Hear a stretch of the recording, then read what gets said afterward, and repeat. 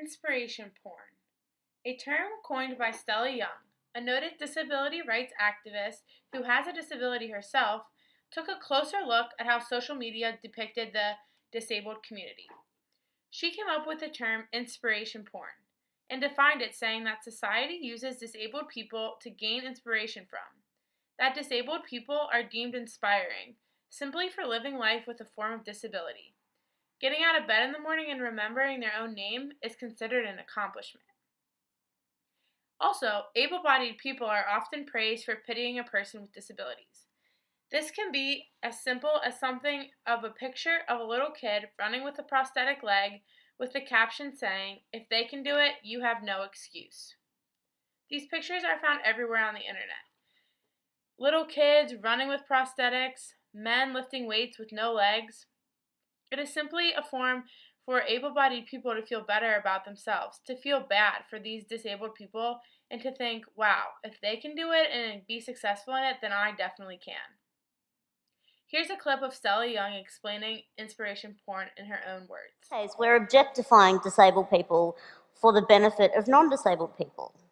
The purpose of these images is to inspire you, to motivate you, so that we can look at them and think, well, however bad my life is, it could be worse. I could be that person. But what if you are that person? So where do we draw the line with inspiration porn? Is it possible for an article or video clip to simply be about a person with disabilities telling their story because they want to? How can we alter the thoughts of able-bodied people to not look at a person with disabilities and immediately feel sad or inspired? I tried answering these questions with the help of a few of my roommates. I showed them the following clip and then received their unbiased thoughts. Oh, oops, bumped your head. Hop, Can you hop, hop, hop? hop, hop, hop. Nikolai.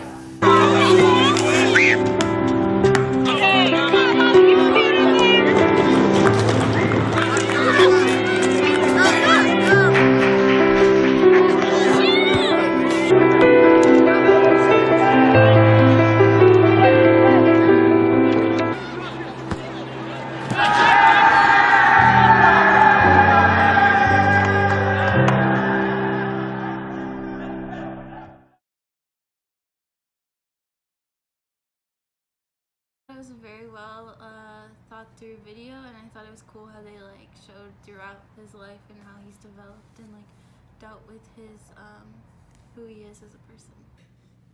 Overall, I really liked the video. It was emotional. I almost cried at the beginning. I think it was a powerful video that showed perseverance. I liked it a lot. I thought it was very powerful.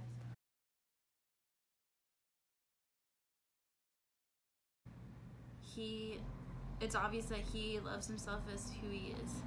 It was kind of like, wow, he can do everything and more than a kid with 2 legs can. I do. I feel inspired. He overcame something a lot more than I've overcome.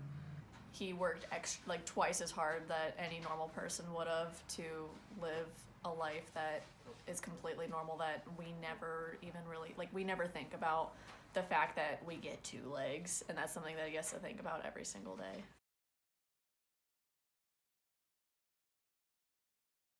Yeah, probably. Yeah, definitely. It's things like that you wouldn't even think of, wow, I'm so grateful that I can walk to class. Things that I feel like we complain about a lot, we should be more grateful for. So. Yes, I definitely did.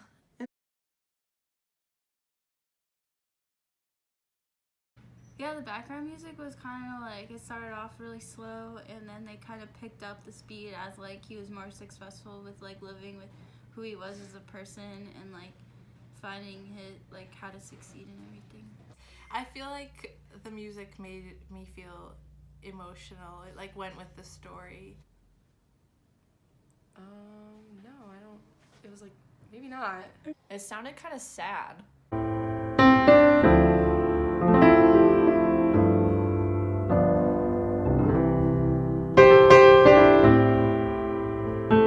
I work with these individuals every day, but I can't see how others may think like this is motivational or inspiring. Or That's really interesting because it's not something I really thought of before. But I think when you think about it more, like you put yourself like in their position, then you'd be like, yeah, duh, I do this every day. No one applauds you for getting up or going to the gym and doing all that stuff, but if we can like make ourselves feel better about things, I guess that makes us like less vulnerable. So we like use other people to make ourselves feel better. I still feel inspired, but like in the back of my mind, like I know, like kind of have a different perspective and like look on it. Emotional, powerful, inspiring, hardworking, and grateful. These are all buzzwords that I heard throughout my interview process. And it was really interesting to hear what my roommates had to say about this topic. They all were super receptive to the topic, found it extremely interesting, and continued to ask me questions about my project and the different research behind it even after I had stopped filming them. Using this project as a way to educate my peers was so incredible and impactful. Even if it only sticks with them for a day or two, I really hope that the next time they see one of these inspirational videos across Facebook that they take a second to think about it before they like, comment, or share it. So as you can probably see, most people aren't as educated on this topic of inspiration porn as we might think. This issue brings a lot of controversy to both the disabled and the non-disabled community. Some disabled people are happy to serve as inspiration, regardless of the way they may be viewed. Meet Molly Burke. She was diagnosed with retinitis pigmentosa at age 4, causing her to become blind.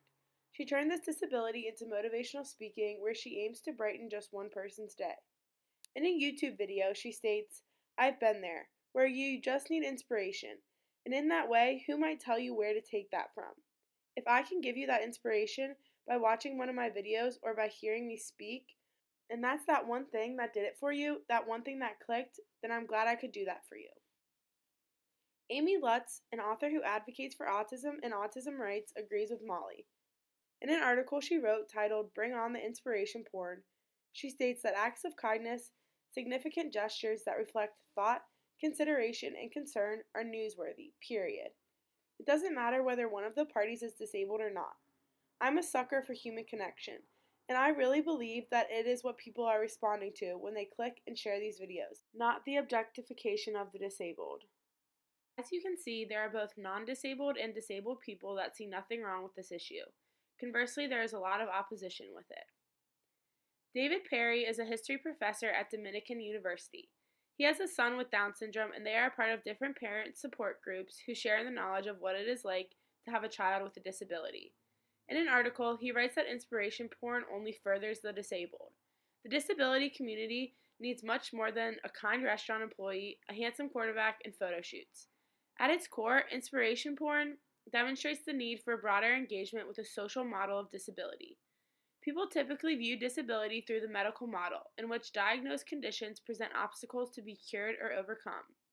But according to the social model, while many people may have all kinds of medical conditions, people are disabled by the lack of accessibility in our society.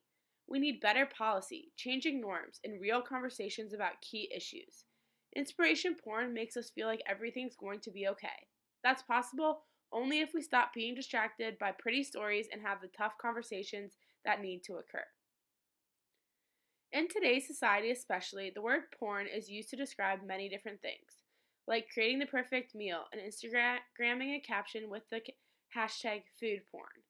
In an article written by Jan Grew, she explains how inspiration porn is similar to this phenomenon. Much like creating what seems to be the perfect meal or the perfect life through Instagram, inspiration porn does not invite a thorough consideration of the actual lives of the people being depicted. It represents a single impressive act and glosses over whatever might disrupt the fantasy. So as you can probably tell, the topic of inspiration porn is definitely just the beginning. We need to have more conversations about this to increase people's knowledge and give them a chance to form their own opinions on the issue. Because of the role that social media plays in our lives today, this conversation is far from over. It is going to continue to be relevant for years to come. More research is definitely needed to show the effects of inspiration porn on both disabled and non-disabled people. I hope that conversations around this topic continue to be discussed and talked about, because that is truly what we need to get the word out on this issue.